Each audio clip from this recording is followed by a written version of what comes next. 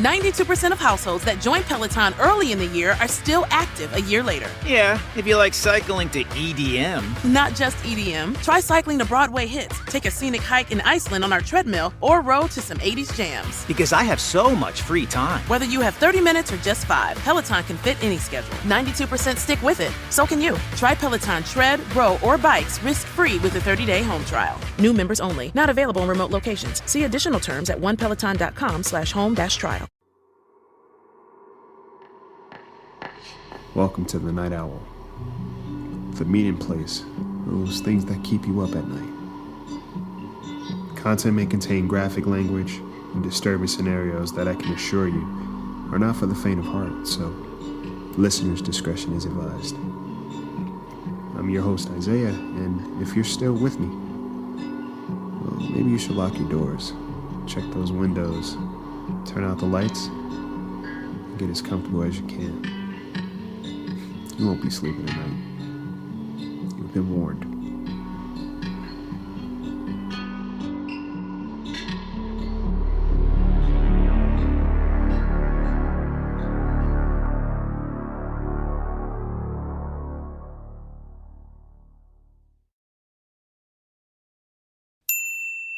Welcome to the Night Owl. Tonight we have a few stories to make your hair stand up. And if you have a story of your own you'd like to be featured on this podcast, email at thebirdbrainpodcast@gmail.com. Our first story tells the tale of what's lurking in the shadows of innocence. Negatives. My nephew has been dying to use his new camera for quite some time, and I promised when I came to visit I'd help him set it up. And it was pretty simple, just load the film and point and shoot. As a bit of a camera enthusiast, I was pleasantly surprised at how well the photos came out. And even cooler, they were instant print, so you got a copy right there. Each roll had a limited amount of film, so I reminded him, don't use all of them at once. And he nodded in agreement, but he's 5, so there's that. He took a couple of pictures, and his composition was pretty sweet. But not too much time passed where we all realized he was already out of film. I told you not to use it all up, man. What happened? I didn't use them all, he said. The camera says you're out, so that means you used them all. And honestly, the kid is destined to be a lawyer because despite all the grown-ups gathering up the pictures that were taken and explaining to him too, ad nauseum, using simple math, my nephew did not budge on his stance. His mom wasn't too happy about it, but at this point, there was nothing that could be done. He was out of film and out of happy. They planned a beach day, but I ended up staying behind and relax a little. I wasn't doing much but watching old movies, so I decided to look over the pictures a little man took. They're all out on a table from the previous night and still set up in a way, explaining, adding, and subtracting. And yeah, he used them all. I wouldn't say I have OCD, but I have a tendency to group things together just for aesthetics, I guess. His shots were cool, and there were some inanimate objects and even the shower curtain, but his composition was truly on point. At one point, I'm guessing he got trigger happy, or maybe the camera malfunctioned because there were a few pictures that were just black, and since they had time to develop, it was kind of odd. I looked at them a little closer to see if I could make out anything remotely, and that's when I saw it. 2 hands appear to be grabbing out of the shadows at the camera or at my nephew even.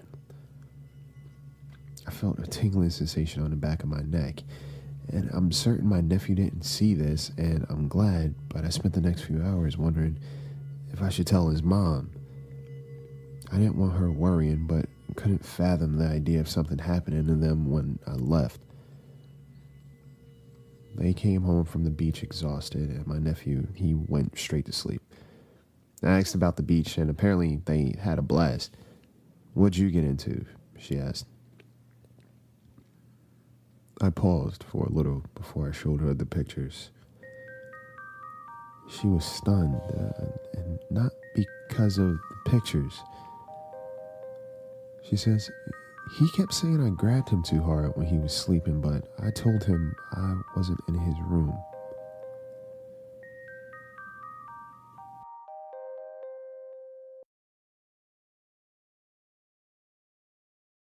Sometimes a simple conversation can hold a lot more subtext. Small talk. Sometimes my days at work are long, 14 to 16 hours, and then another hour to get home. So usually the last thing I want to do is have a conversation with my driver. I say this one was probably necessary. My first driver didn't show up. He canceled, actually, and it was getting late, so my patience was fading and my fatigue was increasing. Finally, a new driver came along.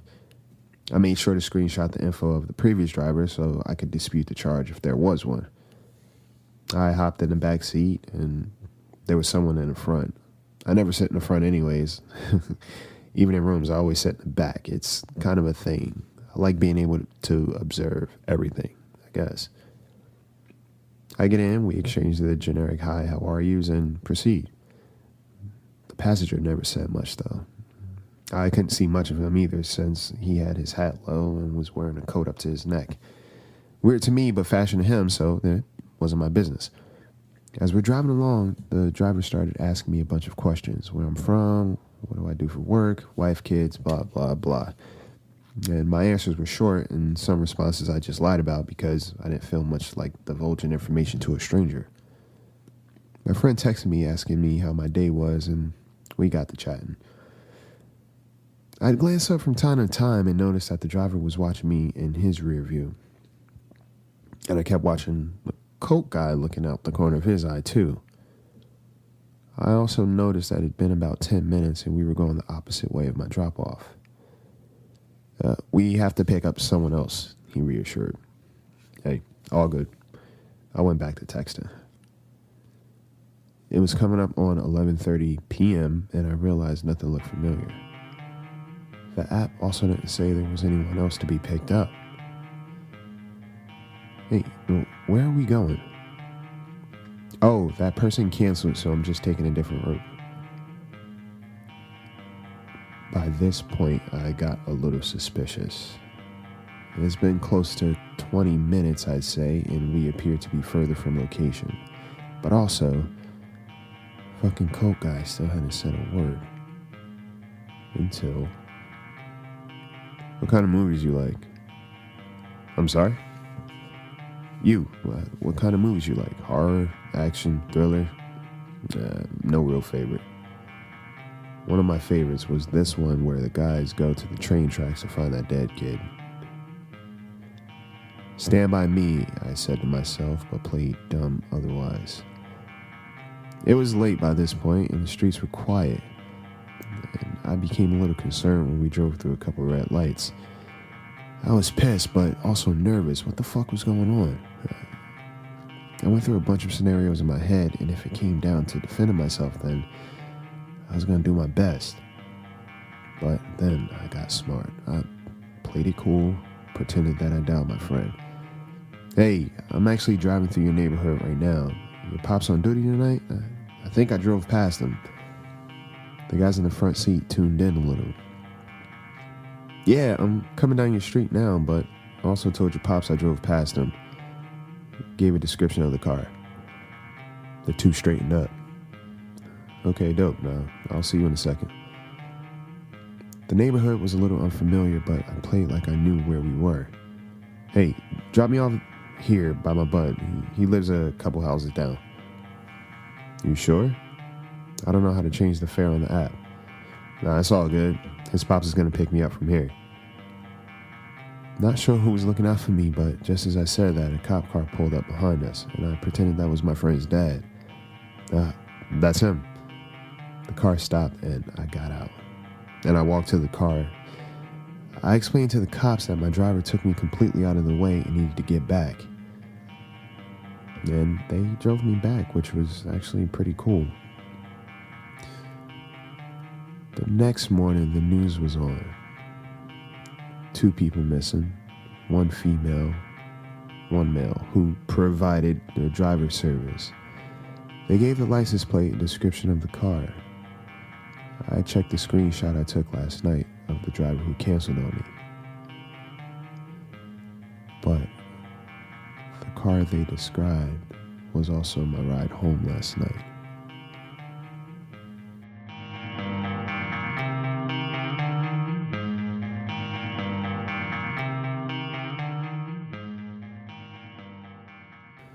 We're creatures of habit, so having a good memory is undervalued. Sometimes a look into the past can reveal an unnerving omen. In our next story, writer's block. A therapist says I should write more. Since I have a pretty overactive imagination, it can be a constructive outlet, but also help me with my memory. After the accident, I have trouble remembering certain things. Turning off the stove, locking the doors, chapstick, etc. Although those things seem normal, I just forget more often than not. So, whenever you do something, I want you to say it out loud, but also write it down, the time and the date, so you can remember if you forget. My therapist. You're probably saying, well, what if you forget to write it down? But I keep a little notepad with a pen at all times. After the accident, my schedule has become somewhat routine.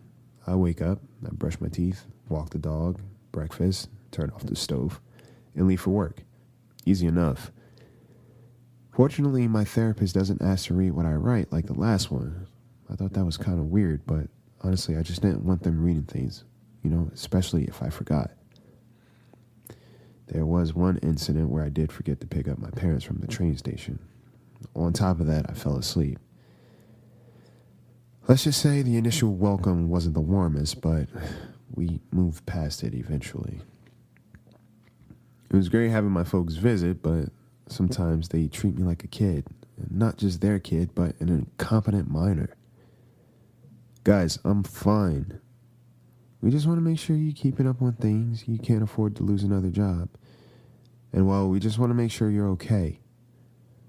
Sometimes it can lead to explosive arguments, and no one likes being reminded that they're a fuck up, especially when you're working at it or doing something dumb like leave your fridge open and have to throw out all your food. It's pathetic. Today was a little more involved. I had to drop my parents off at the train, go to work, and go to therapy. I made sure to do my usuals in the morning before heading out. How was it having your parents visit? My therapist asked. They're parents, so it was touch and go. We all live, though, and it's still hard to say bye when I drop them off.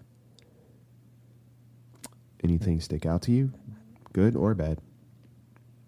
Yeah, my dad. He's a strong, solid type, but after it was all said and done, he reminded me of how proud of me he was. It meant a lot.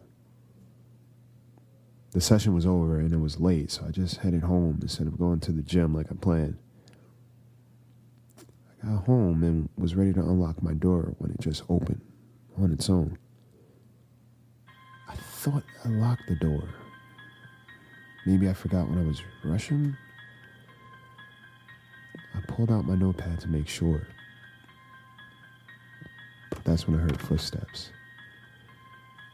And they heard me too because they stopped. So that's all we have for you tonight.